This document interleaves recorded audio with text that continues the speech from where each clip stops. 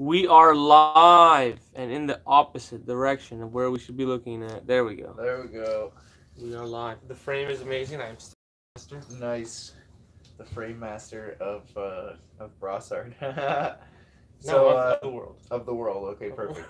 The most famous frame master on Facebook. That's him. No one has the title frame master, I'm sure. I'm pretty sure no one does. Unless they're making frames for paintings, which is what this podcast is about.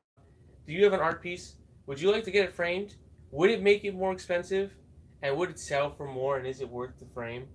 Well, I didn't know that was going to be what it was about, but... no, I'm just saving grace. That's awesome. So, look, personally, I've never framed any of my paintings, nor have I framed any of the paintings I've bought yet. Really? I might frame some of them. One of the main reasons that I don't frame my paintings to sell them is because it makes them heavier, bigger, and bulkier to ship, and most of my art sells online.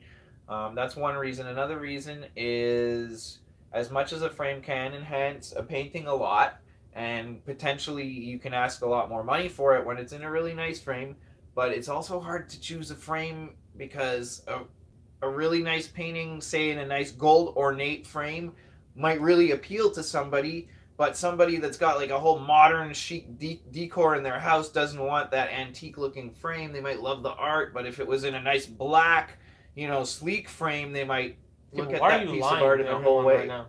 Why are you lying? How am I lying? How am I lying? Is there one right there? You do use frames. You frame your toilet paper. You gave that to me. Oh, okay, the toilet paper. You're right. Okay, I thought you were looking at my rat boy over here. No. Here. Your framed toilet paper. Is there some right here? I thought he was looking at this. I'm holding frames. Because I have this one framed right over here. And that's not the toilet paper. No, that's actually a drawing. This is actually a silver doodle. Yeah, nice. You picked up the wrong one, bud. Well, still, my point is still valid. He's a liar. Yeah, I mean, I have framed some of my paintings, but the brush paper ones, I mean, and this is smart. These used to go in the garbage, and putting them in a frame now, they don't go in the garbage, and people buy them up, and I'm sure I'm gonna sell a bunch this weekend. I have a big event for 3 days where I'm vending this weekend, and I don't know if this one will be around when I come back. Probably not. And this is a doodle. So it's important to point out that, yeah, in the bigger paintings, it might not be ideal because of shipping and all those logistic things. But for smaller paintings, putting them inside a case like this changes the value 100%. Yeah, definitely. If it was just this loose piece of paper outside of this frame, it'd be absolute trash. In that case, I totally agree. And literally trash. But now it's worth how much? Like, yeah. Give me one queen space. Like, I used to throw these out, and by putting them in a frame, now people buy them. And honestly, I think they're really cool myself. Yeah, some people really enjoy them. I've seen him sell them at events, and they walk away happy. Yeah, and, people even look at them, and they see things in them, faces and whatever. So anyway, I don't know, it's cool. So this turned trash into treasure. So, you're right, I have framed some of my paintings. Yeah, I just didn't think of them as my main paintings, Yeah, so frames are incredibly important when you're dealing with small things. I personally always frame things that I'm trying to sell. If it's a doodle, it looks better, and then I'm not selling you the frame, most likely. If you're selling it abroad, I'm most likely taking it out of the frame, putting it in a shipping that costs $2 because it's a piece of paper, and I get to keep the frame for more showcasing.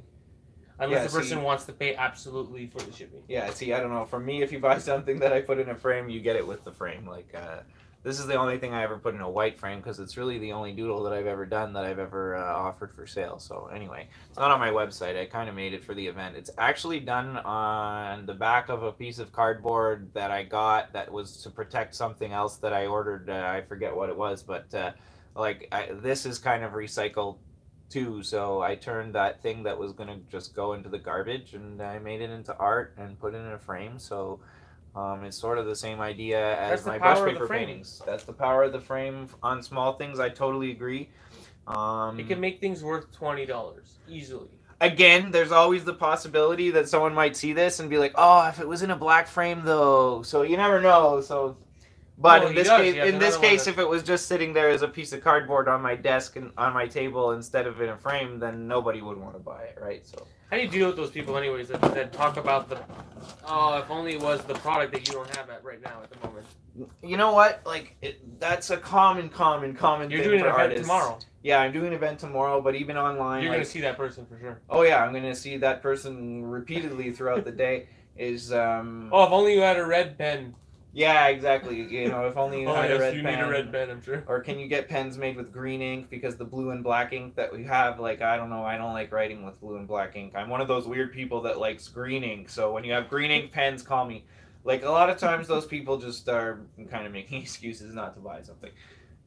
So, okay.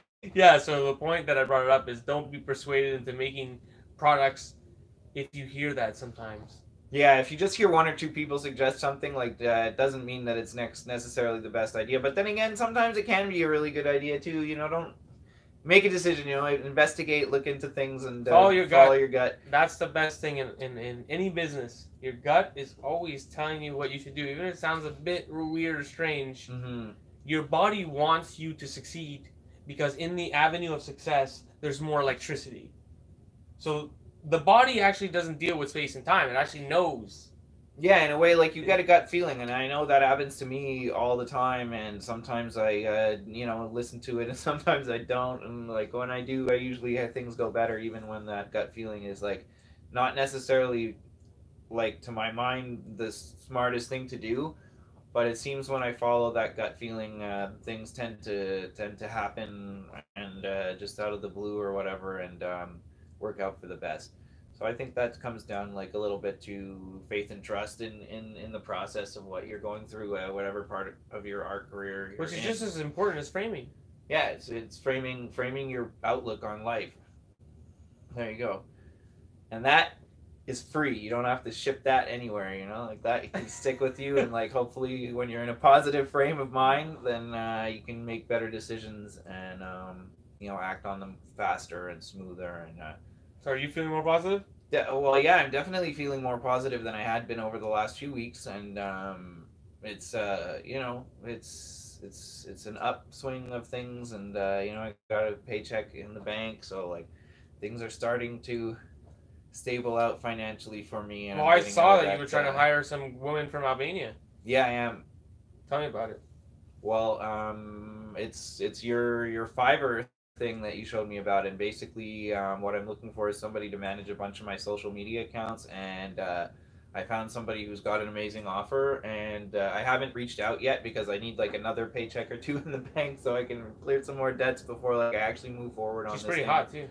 Well, yeah, I guess she is not bad looking, but that's not the reason I wanted to hire her. I wanted to hire her because her package offered the most compared to anyone else I saw on It Fiverr. came with Skype calls.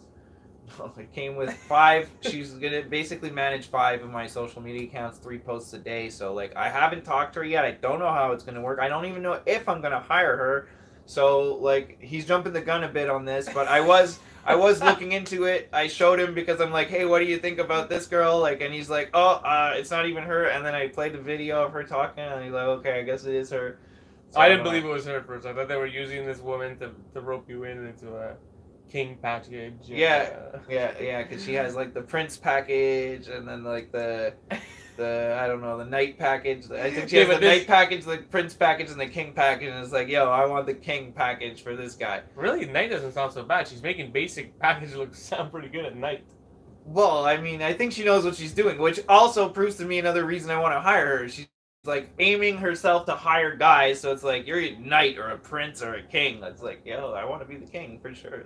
Like, you know, she knows what she's doing. So, Okay, if I want to hire her to help me with my marketing, what she's doing. She's helping with the marketing in the sense that she's freeing up your time. She's freeing up my time, yes, and she's gonna keep me active. You know, on days when I don't want to log into social media, or, like, I'm busy painting, or, like, I need to do grocery shopping and laundry that day, and, like, I come home from work and there's just things, you know, other things I got to do in life besides always be on the computer. And it's going to free my time up. And honestly, like, I know when I say this, there's other people that can relate to this. Social media can be addictive. It can waste a lot of your time. Mm-hmm.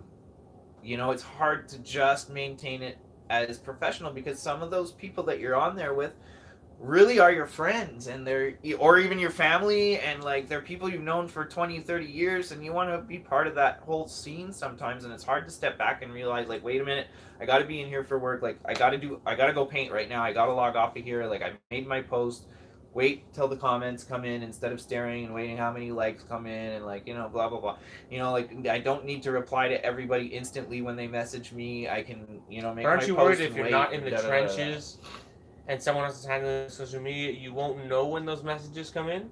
No, because I'm gonna log in myself at least once a day to check into things and make sure everything's running properly. You know, like the boss of any company's got to show up at the office to make sure things are going smoothly. So like logging into my social medias and replying to comments and messages is going to be me, the boss, walking in. She'll be the one that's sitting there copy pasting it and doing the, you know, maybe a little bit of the content creation. And like I say, I haven't hired her yet, so I don't know how it's all going to work, but like that's in my mind what I want somebody to do for me, is free up that time of creating the content and getting it out there. And like if I don't have to do that part of it, then I can log in once a day and actually interact with people and not get so caught up in the scrolling and stuff, because that's, you know, when you have 7 or 8 social medias to check every day, or 9, I think I'm 9 altogether, that can be a big time sucker, and it's hard to. I wish I had someone posting on Pinterest for me. Yeah. I wish. Yeah. Use proper hashtags. I'd be just yelling.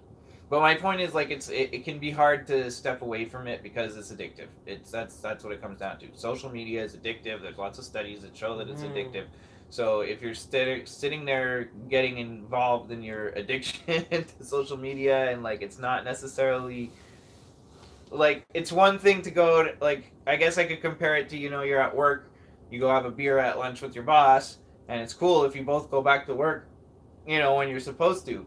But if that lunch turns into, you know, I'm with the boss, we can go back a little late, and then the boss is with you, like, that's how social media is. You can end up there with all your friends and this guy and the other guy, but you end up getting fuck all done. And at the end of the day, that's what happens to me. Yeah, if you want a lot of times, you know, like I'm not good at managing my social media time because I end up wasting time on there, and that's why I want to hire somebody else to do some of it for me, so that I can free my time to just do the interactions, just with people. Not with the algorithms, not with the freaking machine, not with the da-da-da. I just want to interact with people.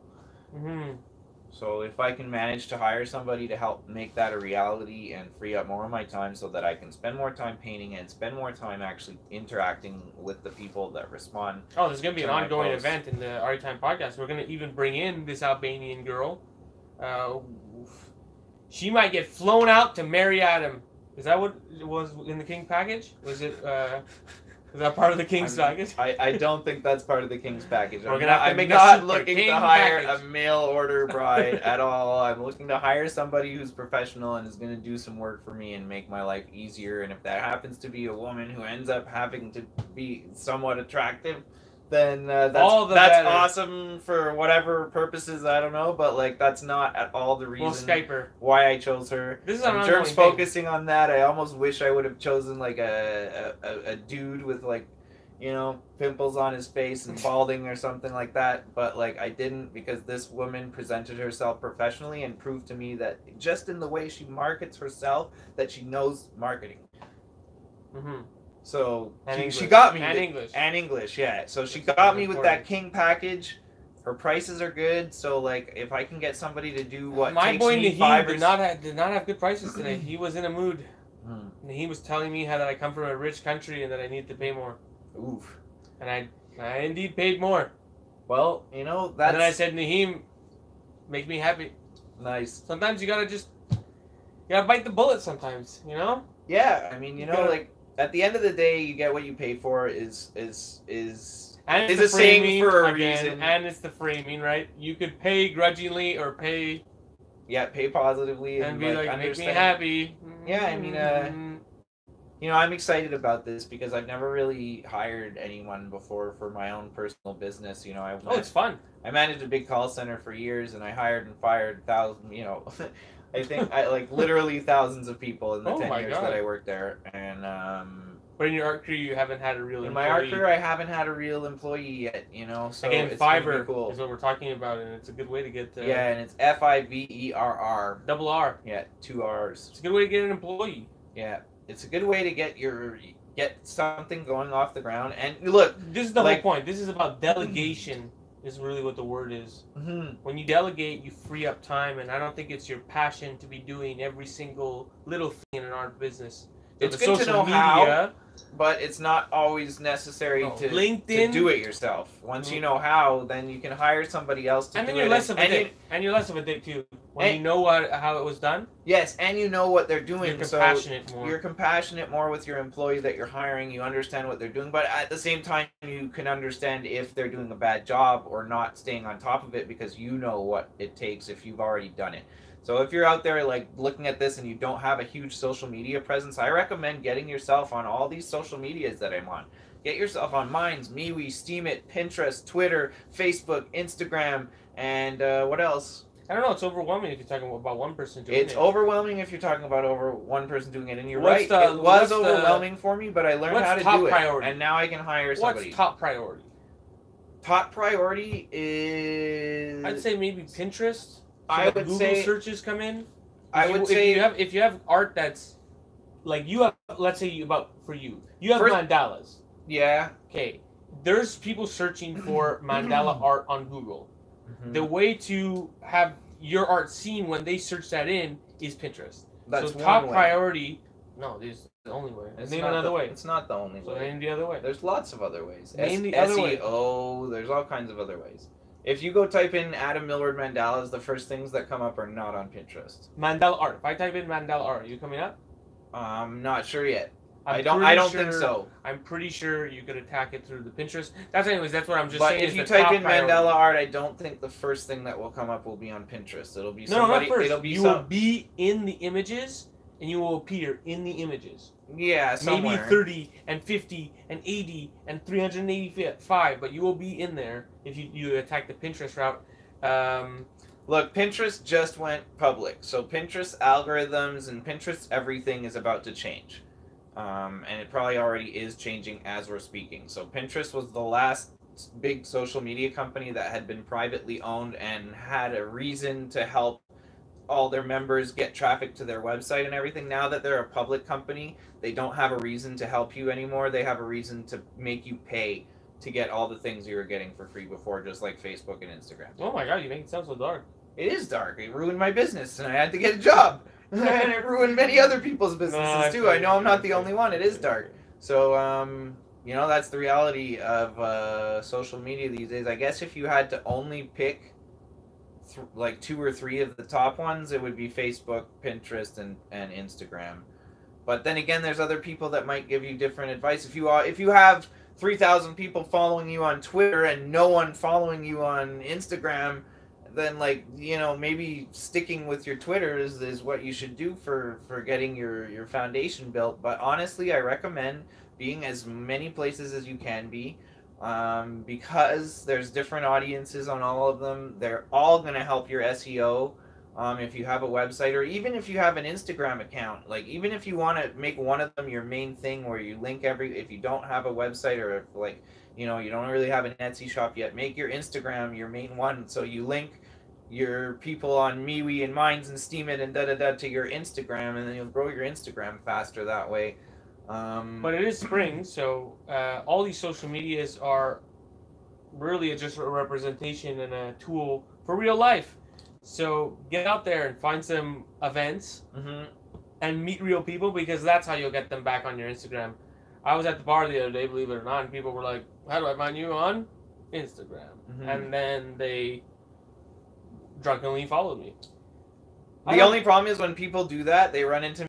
So what I was saying is, people see me, they follow me, and then they see 1 or 2 of my posts. If they don't like those first 1 or 2 posts, they never see my stuff again.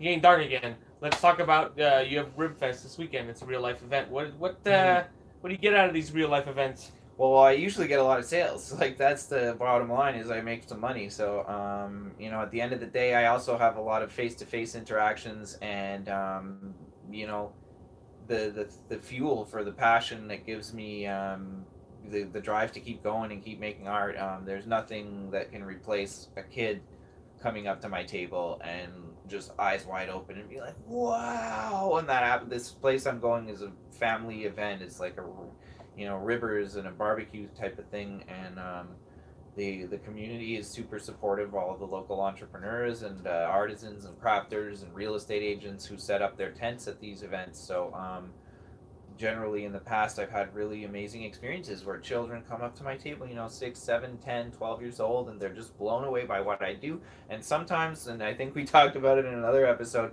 even, you know, 10, 11, 12-year-old kids, they'll buy stuff from me with their allowance because they see my pens and they're like, wow, I want this. Or they'll see my magnets or my stickers, and, you know, like they have, like, I don't know if you remember when you were that age and like you first had your own money and could buy, but, like, that's a really cool feeling to be what they want to spend their money on when, like, they're at that first stage of handling money. And, you know, like, it's super, super encouraging. And it's important for the community too, like, to go and do events for the children so that they see people who grew up doing art. Because you're not going to meet that person. Well, I didn't really grow up doing art, so it's kind of even cooler that I get to inspire kids who do want to grow up doing art. Yeah, but it also took I had to meet an artist to realize it was possible. So that's why I think it's important to reissue that favor. Oh yeah, and stand there and tell kids that it's possible and make them believe. Yeah, there's a lot of reasons it's important to have artists in the community and have them be visible and be seen. And especially if you want to have a career as an artist, it's important that you're one of them. So no, get out there. That was the whole shift in this podcast. It's like, yeah, social media. But really, it's spring. You need to get out there. You need to find what events are happening in your community. What community are you part of, you know? You went to Cosm recently. Now, something also I want to talk about, though, is, like, for all the people that are, like, I was sick for 3 years. Let's just say you're in a small city. You know, that might not be a whole lot different from being sick when we're talking about, like, get out there and do all these events, look, da-da-da-da-da. If you're in a city with 2,000 people and there's one arts and crafts fair a year before Christmas at the local church and that's it, and you've got, like, the same 80 people that go to it every year, like, there's maybe people watching that are in a situation like that. And that's where the online thing can be viable for an artist anywhere. I don't know. If you want to make a living as an artist, you really do. You want to be an artist, you have to go to a place where art is supported. So if your town doesn't have a big art scene that can support professional artists, you need to move. There's no two ways around it. Yes and no. Like, you can start building your career from anywhere. You're fighting an uphill battle. Yeah, but you're always fighting an upward battle. Telling somebody to just pack up and move is not a lot. For some people, is a lot more complicated than spend 2 or 3 hours a day on social media. I'm just saying my advice. My advice is if you want to make it as a professional artist, you better go to a town that has professional artists. My advice is, yeah, maybe at some point you want to get there, but if you're still starting to build your career, then having a social media presence and having people follow you on a bunch of different platforms and starting to build it that way, if you're not in a big area and moving to one is, like, out of the question for whatever reason, you've got your job, you've got your family, you've got whatever reason that you can't just pick up and move to New York City or LA or, you know, Paris or London or wherever this big art community is magically appearing. Boulder, Colorado. Boulder, Colorado is saturated. I know a lot of artists that are friends with me on Facebook, and they're like, this place is garbage now because everybody's here trying to sell visionary art. Like, it's really, like, over flooded with art, with really, really talented artists. Saturated is a word that losers use to frame their reality. Don't use that word. Saturated. What does that mean? That means that there's a cool ass scene, that there's a lot of people there popping, and there's a lot of events. Sounds awesome. It means that maybe it's better to be a big fish in a small pond than a small fish in a big pond. Or just keep eating and become a big fish in that damn pond. Right. Okay, great. I agree with you that it's a good idea to move to a market where art sells a lot more than a small market at first. However, to get to that point where you're making your first sales, you don't need that. You just need to get on some social medias and make some connections with people who are in those markets where the art buys and where they're into art and they're following you and selling art. I've sold thousands and thousands and thousands of dollars of art to people I've never met because when I was sick, I was here in my basement. I wasn't going out to events. I wasn't getting out in the community. I might as well have lived in Siberia, because even though I live in Montreal, I couldn't go to events, or I couldn't bring myself to get out there. So if I did it in that situation, like, you can do it if you're living in a city that's not like art mecca. So don't let Germ's thing of pick up and move your whole life over to a place where art magically sells all of a sudden. If that's like irrational to you, it's not even that far. Like, it's like just, dude, I'm sure Milwaukee has fucking professional artists. I know, but let's say let's say you're an artist and you can't live in the bush. You can't live in the bush. You also can't just leave your kid.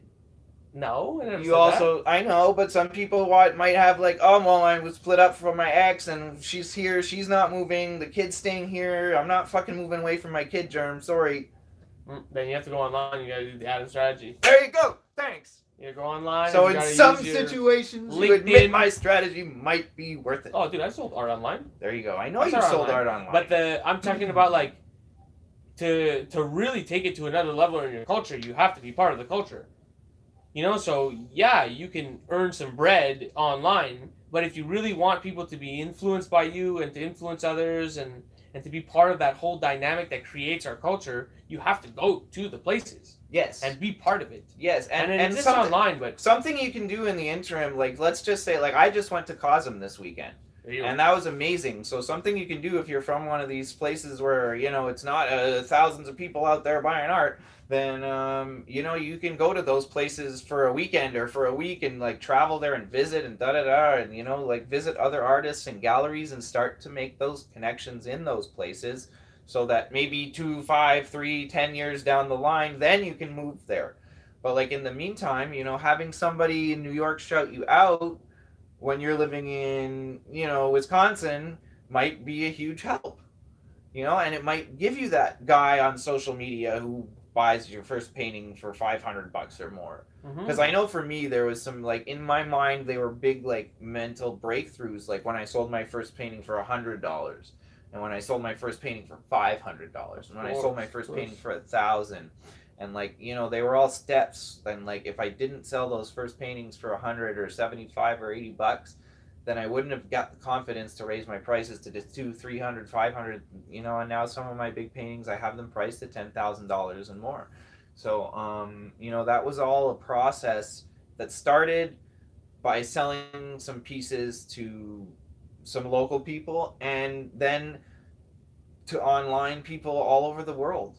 Well, if you're an artist and you're watching this, then let's be real with each other. Prices, they're just a matter of confidence. They are. It's a matter of you looking the other person in the eye and confidently saying the number. If you don't confidently say it, then it ain't that price. When you have a online store, they need to have prices, though. So, you know, it's not always just your confidence level. It's like, what does your price say on your website? You know, okay, kind of like. Well, so yeah. And there is also, you know, like there's going to be different phases in your art career where your prices are going to change based on, you know, not only your confidence but like your needs.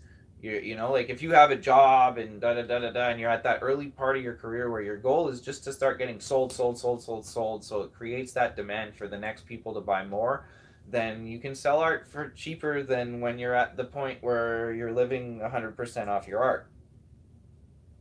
You know, when you're living 100% off your art's got to pay bills. Your art's got to pay a lot more than bills too. It's got to pay your business too, yeah. So, I think you should let it go at the beginning for what the person thinks it's worth. Yes. More or less, you know what I mean? Like, yes and no. I've had people think my paintings cost $25, and I'm like, sorry, not even my prints are $25. Like, you know. So, even like the first couple months of you painting, you eat the $25, bro. I don't know. Talking about the first couple months.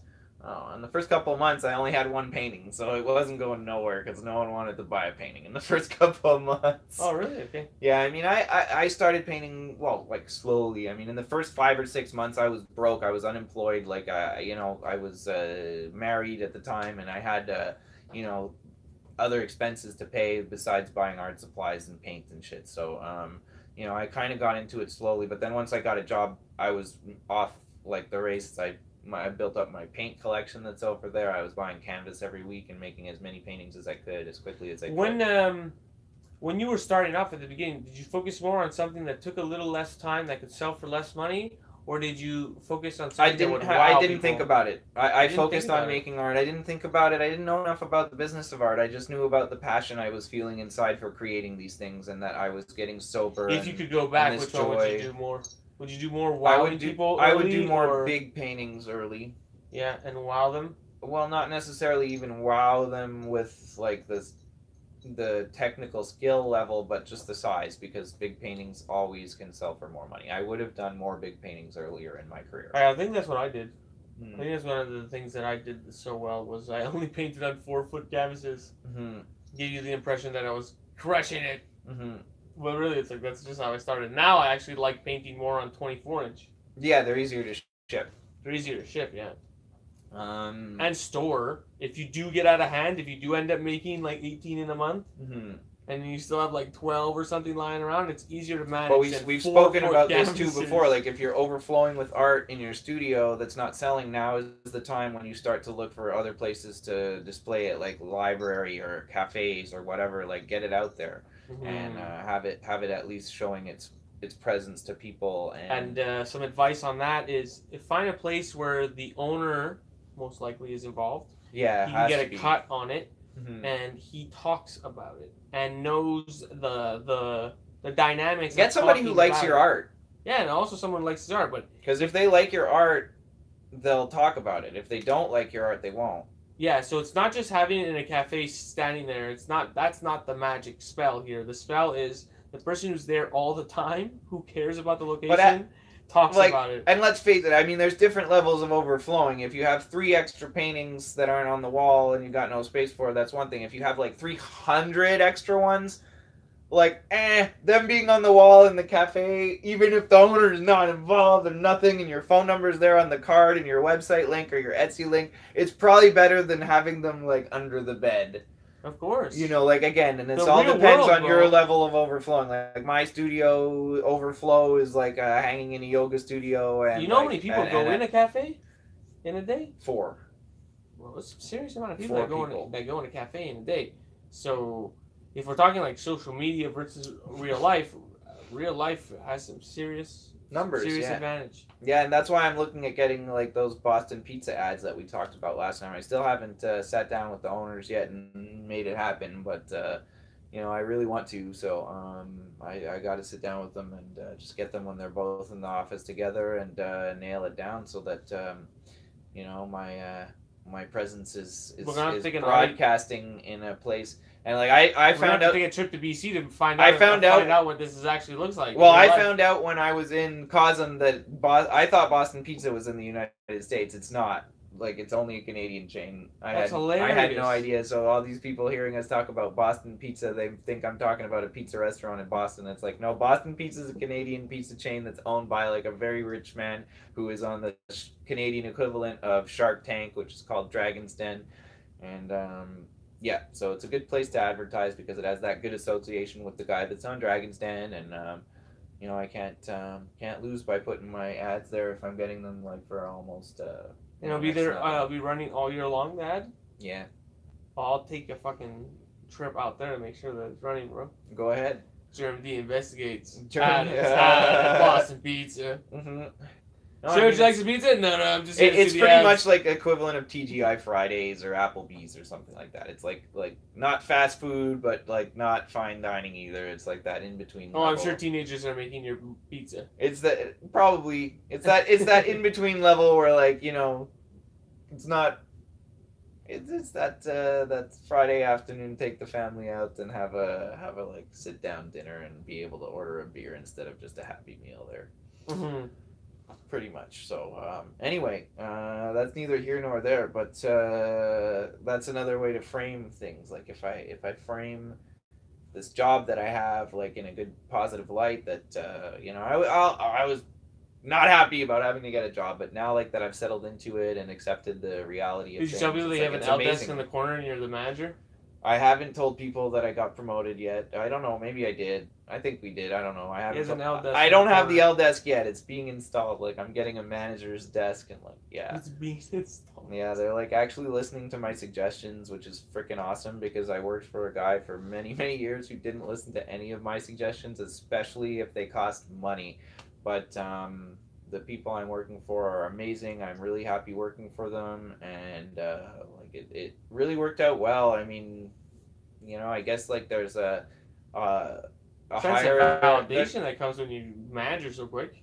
yeah, there's definitely that, but there's also like I feel like I was guided to this job in this specific situation to benefit my art career, Yeah, you and followed you your know gut. I couldn't see it at the time necessarily the way it would play out. Because you followed your gut. But I even spoke about that in our episode before I even started the job. How like I don't know how it's gonna go, and like maybe like I was terrified. It was really mentally I was laughing. grueling. I was laughing. No, I'm sure you were, but It was a roller coaster for him, and it's like so obvious where it was going. it wasn't obvious to me. And Manager with the L desk in the corner. manager at the L desk with the corner wasn't Who obvious to tripped me out at the all. whole way. It wasn't obvious to me, man. Like even the first week into the job, like I was very strongly considering quitting and like just coming back home and you know doubling down on my art efforts. But you know I think that it worked out better this way because I'm gonna have some resources to be able to invest into my art career He's gonna have an Albanian as a wife. business, as a business. You know, I'm not gonna have an Albanian wife, and like anyway. If I do, it probably won't be her. Maybe she'll introduce me. Maybe she'll introduce me to her sister. I don't know. Oh, maybe. But anyway, like the point is that it turns out that this job is going to provide me with resources that will free up my time to actually focus more on the most important thing an artist does, which is make art. And Yeah, true that. I'm really looking forward to doing that because at the end of the day, the art is what comes from the soul, and like that's the thing that I can do that I can't hire other people to do. I can maybe hire other people to do some of it, fill-ins and things like that, but like to really generate the art that I make, like it has to come from me. It can't come from someone else or a machine. You know, it can't be like a German minimalist crap or something like that. Like it's got to be my full Adam Millward self. And you know, that's who I am, and that's what my art is. So Mm-hmm. you know, if you're into German minimalism, sorry, you're watching the wrong channel here. You know, like one of my tricks is not having Wi-Fi at the house. I think that's crazy because I couldn't live without Wi-Fi. Like I couldn't live with I listen to music on the internet, and I always have, and I always will. Like YouTube's my go-to place for music. I know a lot of people at Spotify or SoundCloud or whatever, but YouTube with ad blocker has always been my go-to place. I get all this amazing music that like just pops up from listening to stuff and like getting these albums that have 2,000 views. And what do you say every time you come here and I put music on? Now you have great musical taste, and then what do? I download it and I have it as well. Right, but okay. You didn't go through the discovery process of that. I don't need that because I have people like you and other people in my life that do that. And I do believe that because of the wide selection of art, that we're really not getting the best. Like YouTube is putting Eddie Guerrero on all the time. I actually haven't heard him in a while. Okay, but you know what Tommy I mean. Guerrero, by the way. Okay, but you know what I mean. Yeah, like, I know what you mean. They're limiting the true mass of the content.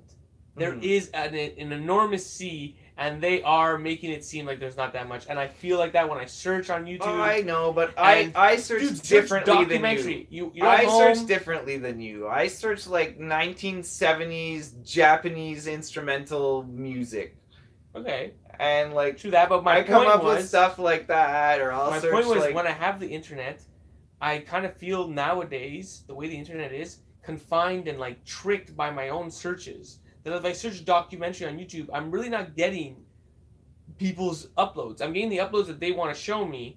So that's why you have to be really specific. By not having the internet and having DVDs and stuff like that, I get exactly what I want, and it doesn't fuck around. No, I hear you. I or think downloads. I think. Like, if you're a single person who doesn't have other people living with you that rely on Wi-Fi for their entertainment and for other things, like, it can work. But, like, let's be realistic. This is 2019. Not having internet at home, like, you're a fucking diamond in the rough, man. It's like, we're both we both have part of that in, like, I don't do social media on my phone, so I'm pretty much a diamond in the rough in that way. He doesn't have internet at home. He's like a, an internet nomad, like wandering from Wi-Fi oasis to Wi-Fi oasis. But I'm to sure log there's on, places in the world, like I'm sure in South America, that's how they live. They don't have Wi-Fi at home, and they have Wi-Fi at various locations, and they want to steal it or jack it or whatever. You're probably right, but also they're probably not all trying to run a business that way. The people that run a business generally. You could be right. You could be right, but like, let's face it. There's probably people watching that are like, Adam, you're an idiot. You should do social media on your phone, and Germ, you're an idiot. You should have internet at home so you can be doing internet work all the time. But But then I'll work less, and then I'll have less of a business. But then again, they're not hosting a podcast, and we are. So. Like, I have a phone that goes live. We are live. We are live. Yes. But when I go home, I don't go live. Yeah. So that I actually think about things, paint, do the real work. That is the thing that people, I guess, enjoy. Mm-hmm. No, there's some times that I wish I had that, but there's other times where I just accept the reality that would drive me absolutely insane to have to plan my, like, entertainment out, like, ahead of times and plan ahead what music I want to listen to. Like, I get in the mood to listen to a certain song, I want to put it on now. I know it's on YouTube. I know the album's there. Bam. It's on. Oh, bro, I want to watch Blade Runner for so long. So long. So anyway, let's talk more about something that has to do with art. We were. So, like, what should we talk about next? Oh. This is the end of Arty Time podcast. Is it? If you enjoyed it, good for you. If not, we'll give you an encore. Already. Then we'll give a little encore. It can't be the end already. I mean, like, you're gonna die, right? So, like, we got to give the folks a little more. They're dying. Oh, okay. Dying. Our viewers are slowly dying, so let's fill up their time with a little more entertainment and information about, like, how they can seriously. Let's wrap it up. Something. Listen, if you have some drawings, frame them. It's great presentation whenever you do an event like you have tomorrow. That's true. Having a couple things on the table that could be switched for $20, $40, that's just great. And it makes you look good when it's framed. Yeah. So get some small frames at local churches or local thrifts. Or even at the dollar store, you can get a lot of small frames, standard size frames, 8x10s, 5x7s, things like that for, like, really low prices. And they really step up that that look when you're presenting your small art. And if you don't invest a whole lot of money into the frame, like, $2, $3, $4, then you can turn it into something pretty profitable at the same time. All the better. And you can use the frames for a style of photo that you take. So now you can start actually having social media posts about low-end drawings or just drafts or doodles. You put them inside that frame, you take a shot. After a while, if you keep posting doodles inside of that frame, it makes a cool stylized aesthetic for your social media. It does, yeah. That's why I kind of always keep color or. That's why I kind of keep buying the same frames that I started with my brush paper paintings. There's all kinds of different styles of frames I could use, but I kind of like to buy them all the same so they all have that same look. And if somebody buys 2 or 3, it's clear that they're all by the same artist and the same, thing, same series type of deal. So I'm parched. I need to go get some juice, and you're on, bro. You're on. The line is we are live, but he doesn't seem to mind. Hi, it's just you and me now. We can talk seriously and get vulnerable with one another and really get to know each other. Me, I stopped eating cheese a couple months ago. Oh, no, it's okay. Don't cry. I've shed enough tears. One day I'm hoping to go back to unripened soft cheese. Oh, here's that. Well, yeah, thanks. I was talking about cheese, so I got some cheese. Oh, is it unripened soft cheese? It's pepper cheese. It's like, I don't know. Cheese that's pepper. It's unripened soft cheese. I guess so. Okay, that worked out. Perfect. So that was cheesy, but anyway. So is this. So yeah, you're gonna have to keep filling in time while I eat this cheese. Hey, he's having a snack live on Arty Time podcast. This is like. We're not unionized. You know that, right? Wow, I'm not getting paid for this break anyway. Maybe we should get unionized. Is there a podcasters union? Yeah, there's for sure. No, like Sipitak or whatever. Call Joe Rogan and find There's out. an artist in Montreal. There's an artists union where like at one point the city, when you get older and you're on the board, the city will have to ask if something is indeed art, and the Sipitak or whatever the fuck their name is. I'm not sure if that's actually art. They get paid by the government to determine if things are art. Okay. So good. And obviously, it's it's not art unless it's their artists. Clearly, you know, it's so obvious. Yeah, that's so we should become part of them. So let's join them. introduce our audience to the word nepotism. I have no idea what that means. I've heard it before. No, nepotism. I'm not gonna lie and pretend I know what that means. Nepotism. All right, now I'm debating in my head whether I tell you the real definition or totally make something. Okay, well, up. let me tell you what I think it means. Nepotism feels to me like you're like overburdened by someone who's neppling, you know, who's just like being a dick. Wrong. Nepotism. Nepotism basically means like, say you go for a job and like you apply for the job and the owner's nephew applies for the job and you're really better for the job, but he's the owner's nephew and he gets hired. Well, that's exactly what I described. He just neppled you super hard, and you're all like, "Oh, what?" Neppled. Yeah, I guess. Yeah, sure.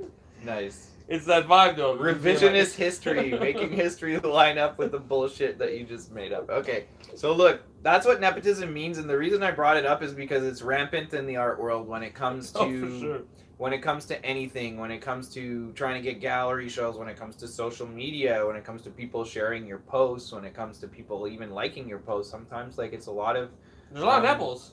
There's a lot of nipples. There's a lot of who knows who and what clique you're with and who's popular and are you popular with this click or not and things like that. And like especially when it comes to like getting further in your art career, when it comes to gallery shows and getting, you know, invited to things like Art Basel and or Basel and you know, things like that.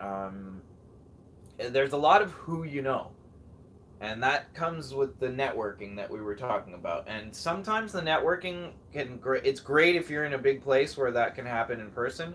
But like for the people that maybe aren't living in big cities, like you can do that networking online, and we've talked about it before. Gary Vee's 180 strategy, like yeah, we got to keep bringing that up because it works. One of the most important things. It's one of the most important things. Yeah, I network with people who are not from this country, and in the same genre and field as me, and it like brightens my day every time. Mm-hmm. The when I message them and they message back and stuff like that, it really does mean the world. Yeah, and it's not done maliciously. That's the point I guess I was trying to make here, is that like either I reach out to them or they reach out to me. It's genuine, and it's one of the drives that pushes me forward, you know, is knowing that I am connected to these people, and the internet is a beautiful thing for that. Yeah, it is. It is. I mean, to this day, like most of my art collectors and people that buy my art, you know, over and over, and my products and stuff, and my patrons that support me monthly, they're almost all online. Like I'm doing more events, and I want to get even into more of them, especially this fall season leading up to Christmas. I want to kill it. I want to hit like as many events as I can and get my face in front of as many people as possible and shake as many hands as possible. Being a politician.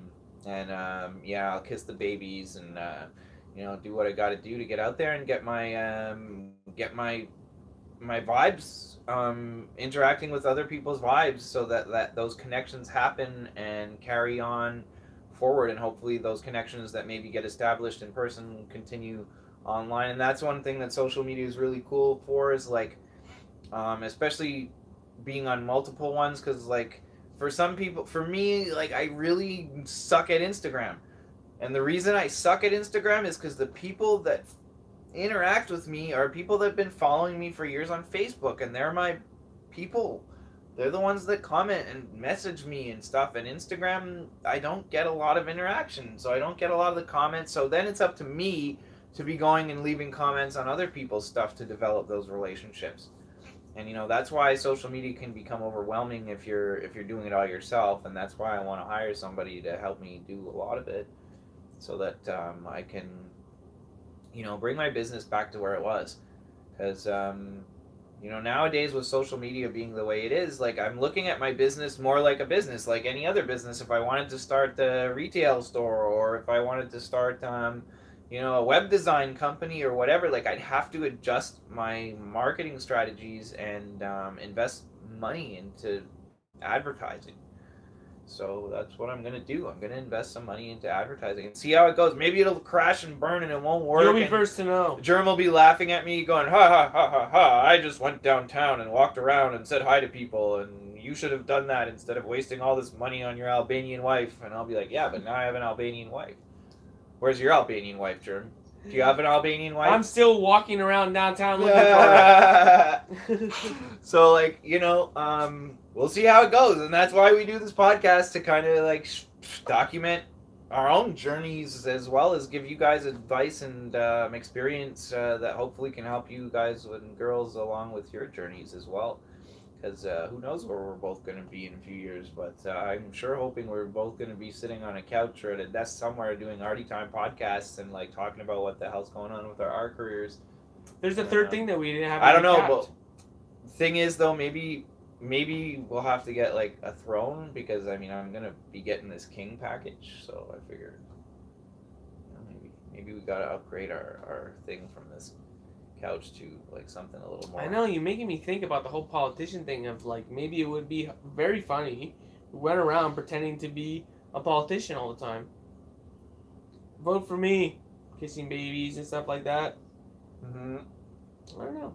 It's a good art piece. Maybe it's just not an all the time thing, but a one day thing where you're in the metro and you pretend that you're voting for the best artist. Yeah, I guess. Vote for me, best artist in Montreal. Yeah, and then we could even set up a website where, like, you know, we could even like make up artists, like, or we could contact like a bunch of German minimalists and like have all German minimalist artists, and then me and you. And that would be it. And the like, winner wins a trophy. people would be like, "What's with all these German artists? Like, of course I'm voting for the ones from Montreal. This is stupid." And I'd be like, "Yeah, it is stupid, and we got you because you just voted for us, which was the plan all along. Thank you." So, anyways, yeah, more pranks, basically. more pranks. Yeah, fun. I don't know. It's fun even just making them up and talking about them, even if they never get done. Like, you know, it's fun being a creative person and thinking of how to get your. Well, I don't know if we talked about this on Arty Time, but I had swindled this publication in Montreal. They did a publication of the top 10s, and they had a top 10 best comic artists, and I straight up photoshopped myself as number one and posted it everywhere, saying I was number one in Montreal, and they themselves confirmed it by posting it themselves. Nice. Did you know about that? Nice. No, I didn't know about that. Montreal ended up posting the top 10 that I had photoshopped in their own posts. That's hilarious. And claimed that I was the best artist in Montreal. That's amazing. So that's just so why. who's this number one artist? Oh, I don't know, but I feel bad, bro. That's... I feel bad for that guy. Like, he got smoked. He probably went around getting his family and uncles and nieces to vote for him, and then when they did the poll or whatever, and I come in right at the end. Oh, that's swipe. that's up. That's hilarious and sad at the same time. Yeah, but this is how it I don't plays know how out. I feel about that. This is but how it's it plays hilarious. out, right? Like, it's hilarious because it worked in your favor, and you know it's like a Monopoly card, bank error in your favor. You know, it's like he made the meme, or whatever. He did the Photoshop thing. He didn't know the original poster was gonna retake his Photoshop version and do it. It went so well. So, but like, this is what I was thinking. That's not his fault. I was thinking that it would be really funny to claim a grand boast. Mm-hmm. Of like, oh, best da da da da da da. Well, and then I waited. I don't know if you knew this, but I've won so many awards. Really? I have 38 Adam Millward awards for being Adam Millward. It's an annual thing. Oh. And, you know, cut me off for that. I did. 38 awards, man. It's like, I don't know. So there's the point. Consecutive, like not even one other person has won yet. Okay, so this could be used in marketing if someone else is listening. You claim that you're the best of something. Don't rush it. Wait. It's going to come in your life. Well, someone's going to do a publication of best of. That's when you hijack it. Worst case scenario, you have some people who know it's fake. They're going to hate a bit. Like, that doesn't matter. It's a joke anyways, right? And then the other people, they're actually going to think it's legit. I've heard a story, and I don't remember, like, they made a commercial about it too. But I heard a story, and I think it's true that like a bunch of guys at one point went to like a trophy shop and bought medals, and like they all like rented a limo. And like they got tracksuits, like it was during the Olympics or something, and they were in the city that the Olympics was being hosted in. So like they rented a limo and they went and got limo like medals made and like country like matching tracksuits, so they all look like a team that just won a medal. And then they had like a few of their friends who were like dressed normally, and like they'd pour out of this limo with their friends all going like yeah, patting them on the back and everything, and then like the bars would be like, let them all in, give them free drinks, like the medal winners are here, and like it was all a ruse. And it's just the same as like I know we've spoken about it off camera. I don't think we spoke about it on here, but getting those like reflective vests there, the orange safety vest, like there's and a hard hat, a safety vest and a hard hat and a walkie-talkie, and you can get in anywhere for free. Like there's videos on YouTube of guys doing it, and it's like you just look like you belong anywhere. You can get into concerts and the zoo and like all kinds of places that they just walk in and like they nod at the guy and like they look like workers that are going to do, work, like going to fix something electrical or whatever. Who knows? And like, so like there's a lot of creative ways you can market and do things, and like there's no rules, like there's no rules on who you can be or how you can market yourself or that's art, or the craziness you can create and do, and like guerrilla things and tactics, like and that's for me, that's fun. I mean, I've always been a sales guy, so for me reading about these stories and hearing about how different people market themselves and making plans to do things myself with different things once I have some more time and money to throw at it, like it's motivating and it's inspiring and it's funny and it's important for a business person to have that desire to reach more people and to make them want to know more about what you're doing. Recently, I've been doing that with food recipes. Everybody eats. You know what the antidote to cabbage flatulence is? I'm sure you're going to tell me, so why Mustard. delay? Mustard and turmeric. I didn't know that. Really? I don't eat enough cabbage regularly to have cabbage. But don't you know that flatulence. Cabbage is traditionally served with mustard? I know that on hot dogs in Montreal they are, but no, I didn't know traditionally. No, traditionally it's always, it's always in there, and that's why the antidote. Straight from the antidote, you will have flatulence. All right, well, this has been a farty moment, farty time with GermDee. Okay, well, fart jokes are funny, and people relate to food. That's how you relate to people, and then you're like, hey, I'm also an artist. Yeah. I'm not just crazy. I don't just host Arty Time, I also host Farty Time. And the next episode is going to be about beans. I'll make a recipe with beans. I'm Martha Stewart 3000 now. Yeah, but neither of us can eat beans. We're on keto diet. You can have a little bit of beans. A little bit. Yeah, a little like a beans. little tiny Fry bit. those beans. They have to be soaked, and they got to be refried. Possibly soaked again. Or you could just buy refried beans. Okay, why refried beans? Yeah, you can get that. Like, it's a thing, This is 2019, bro. They have AI that monitors our shit and like will prevent our video from being played if the radio is on in the background. Like, they have refried beans. One episode we will have a Bob Ross episode. We will also have a Martha Stewart episode. Stay tuned. This is Arty Time Podcast. This is GermDee signing off. Till next time. Yeah, I don't know. I guess we're about done, eh? What time is it? Ooh, we haven't even gone an hour. This would be the shortest Arty Time we've ever done if we cut it off now. Wow, and I don't have to pee yet. Why, we have to break it to an hour? Well, I don't know. Like, usually we do about 90 minutes. Is there anybody watching live? No. No? Not right now. No? Oh, that's like a kick in the nuts. All right, so I guess we can shut her down then. Shut her down. Shut her down. We're done. We're cutting it off. Okay, I'll probably wait till it goes to 59 just to make sure that we don't breach that hour. But an hour's pretty good, bro.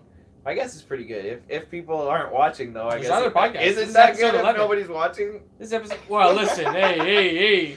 Hey. It also is probably like 1 a.m. It's also not on my channel yet. It's like live on your channel. Yeah. You know, once I post it on my channel with like you know, my Past midnight on the GermDee channel, there's not that many people. Oh, there's someone live. See? Now What? Yeah. See? Hey, hello. We're leaving. We were just about to pack it up and go, Yeah, but you'll like see.